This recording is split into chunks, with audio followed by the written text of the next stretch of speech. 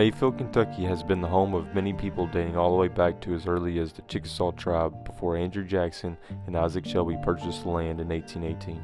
Mayfield was appointed county seat of Graves County in 1821. From then on, Mayfield has boomed as a community through many hardships and has become the beautiful little city it is today. That is, until December 10th, 2021.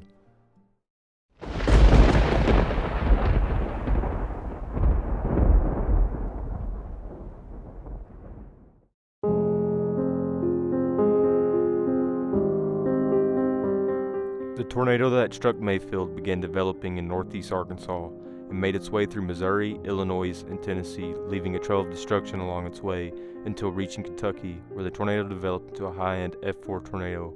Eventually reaching Mayfield, wind speeds have been reported up to 190 miles per hour along its at least 163-mile stretch. That wind report was in Mayfield, making it the longest tornado that touched Kentucky in the month of December. Prior to the recent tornado, the longest one before it was 25 miles long.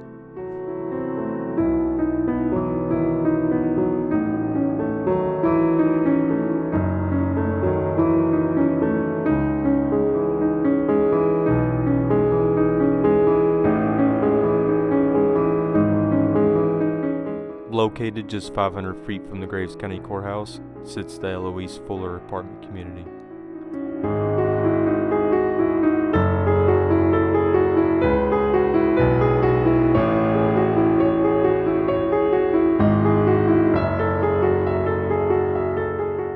The building was originally built as the Regions Hospital over 80 years ago. The building was then made into Eloise Fuller 1, opening in 2002, consisting of 46 senior apartments. Eloise Fuller 2 was opened in 2010, consisting of 15 more senior apartments. At the time of the tornado strike, 57 of the 61 apartments was occupied.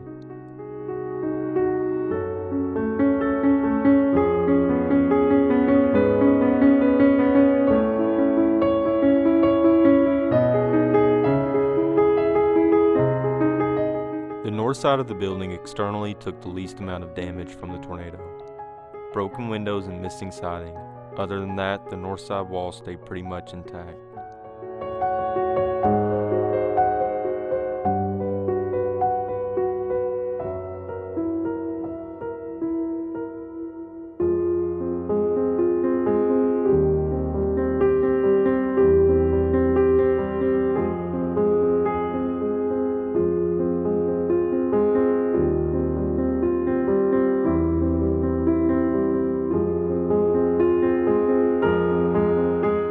The west side of the building was not as fortunate as the north side.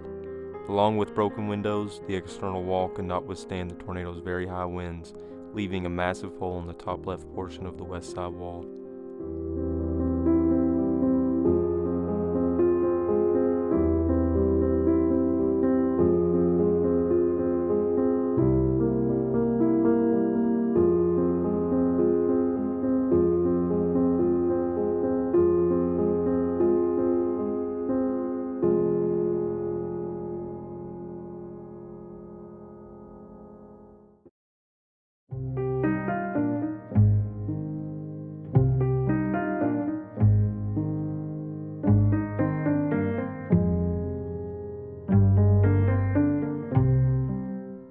The south side of the building sustained the most amount of damage, as it was the side that took first impact from the tornado.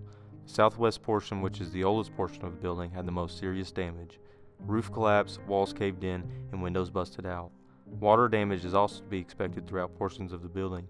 As seen on the video, the sprinkler system was still active come Monday morning after the tornado struck.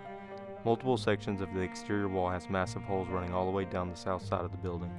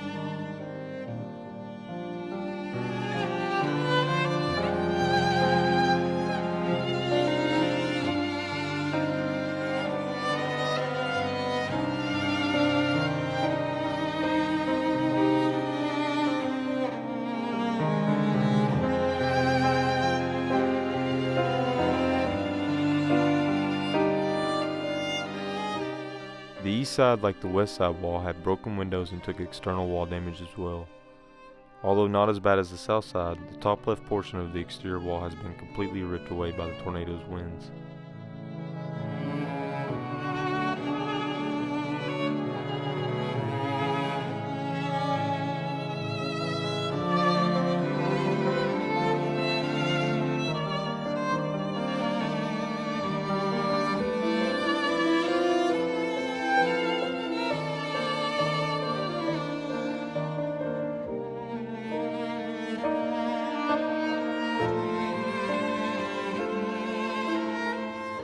Large pieces of debris sit in the alley cutting through the center of the building. Although no walls are severely damaged, a lot of the windows seem to have not survived the tornado.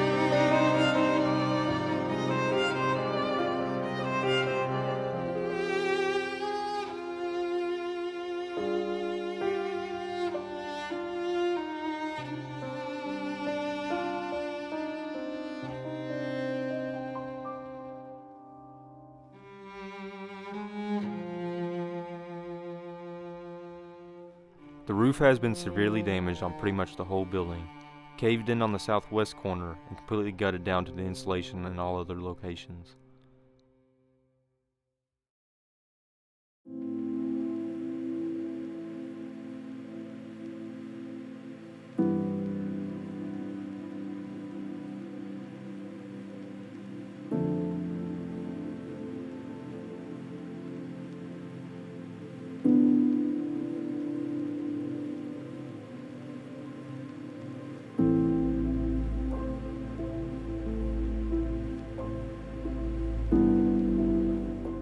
The parking lot was devastated as well.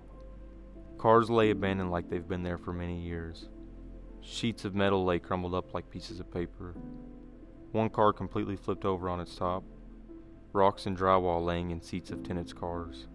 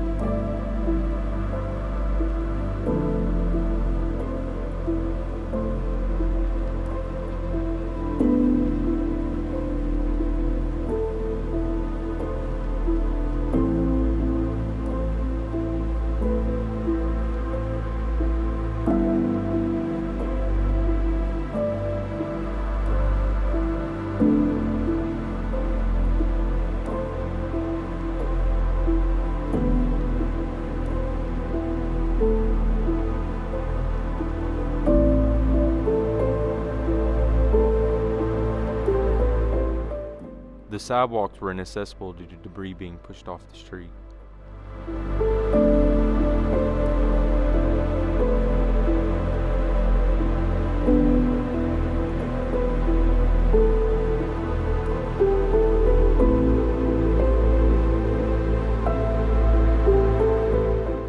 I didn't get as much video as I would like to have on the inside. Luckily, Craig sent me over some pictures he got while walking around. The picture of the steel beam through the door just goes to show how inches can be the difference between life and death.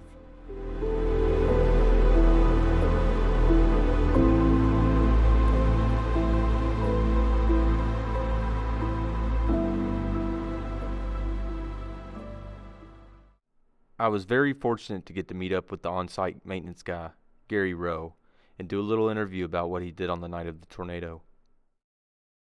Hello, my name is Gary Rowe, and I'm head of maintenance here at the Eloise Fuller Apartments. I was at home with my wife, and they were saying there was a tornado coming through. So I told my wife that I needed to come up here to try to make as many people safe as I could. So me and her come up here, and I parked under the awning here, and I went in, and there was several people already downstairs, and so I went around to all the floors, tried to get people to come downstairs to get them into the basement for safety. And there was probably about 15 people down here wanting to watch the tornado, and I told them, no, we need to go inside and get cover. So about the time that happened, it hit. So everybody run into my office, and I held the door, trying to keep the door from blowing open because the wind was so strong going through the building. And then after the tornado passed, I went around to all the apartments, checking on whoever didn't come down. We had several people that didn't want to leave their apartments. They thought they would be fine. And so I went and checked on everybody I could, and I found one lady where the building had collapsed on top of her, and she was yelling, and I got to her, and about the time I got to her, she said, well, somebody found me, and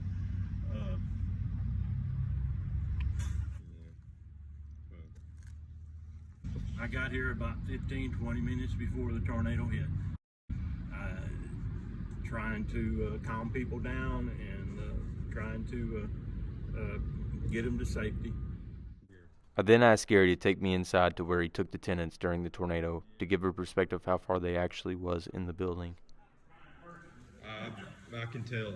I'm not either, but I couldn't even imagine. Yeah, you might, if you got a flashlight or something, that'd be.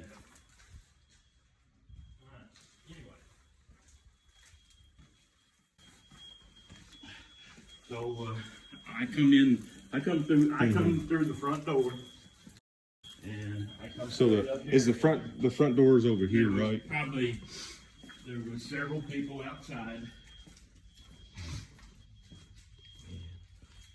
There was several people outside, and I told them that they needed to get into the building and not to be outside. And a couple of them wanted to watch the tornado. Right. And I said, no, you don't need to be watching the tornado. Yeah. And we need to get inside and get safe. That's. So we come in, and I started going down the hallways, knocking on doors, telling everybody to get to the basement. Okay.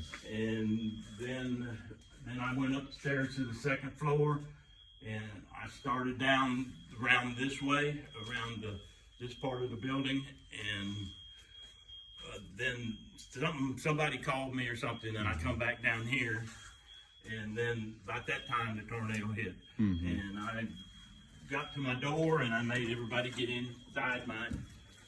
inside my office. So this is where you all This were? is where everybody come in to my office, and they was sitting on the floor and sitting in the chairs and whatever we could find. My wife was with me, and she sat here in this chair. And when the tornado hit, I just held the door because the wind was so strong going through these hallways. The wind was trying to pull the door open, and I held it. And then that was about it. Then I just went around trying to make sure everybody was still alive. Yeah. Well. And seeing how much damage there was, and Yeah. I mean that's all you can do. Well, Go to the aftermath and try to do what you can for anybody and make sure there wasn't anybody hurt. And we was lucky. After turning the camera off, Gary then went on to tell me this is actually in fact his second tornado he has been through. First one was when he was a kid living out on the farm with his mom and dad. Many years later, the lasting devastation from his first tornado encounter has prepared Gary for any more to come. His reaction to the tornado on December 10th saved many people's lives that night. If not for Gary, there is no telling how deadly this tornado would have really been for Eloise Fuller. I can say from many tenants, family members, and Homeland, thank you, Gary.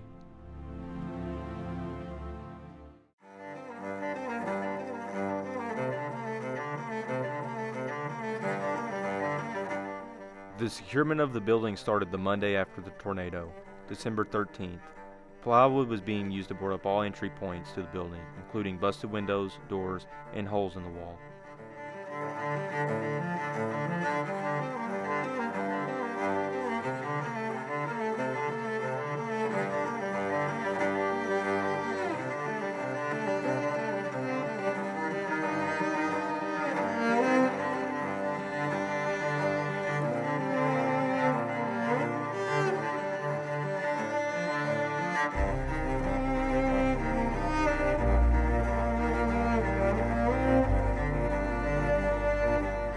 The quick response from the Homeland team saved the valuables of many tenants from potential looters.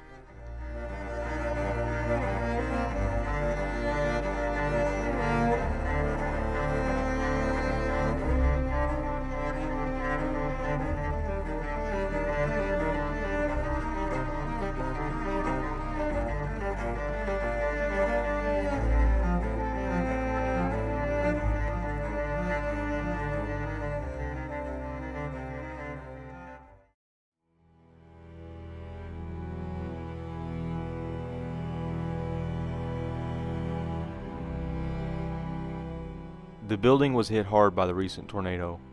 Multiple holes layer the outside of the exterior walls. Windows busted out on every corner. The roof just peeled back layer by layer. Tenants have went to find other places to stay as they leave their whole life behind, as the building has been condemned. The process of retrieving valuables has begun. One thing the building had going for it was how long ago it was built. Being the old hospital, most walls are very thick and stairwells layered in cement. The building was very fortunate compared to the surrounding areas. Buildings on the same block or just blocks away lay completely flattened. There is a sense of hope as the community is coming together through this hard time. Rescue teams going door to door, random people going around and asking if people need water or help. Food trucks and stands with free food line the streets handing out food. One quote I heard was, "We are Mayfield. We will come together and build it back day by day. It might not be the Mayfield we remember, but we will make it Mayfield." In the end, there was one death at Eloise Fuller.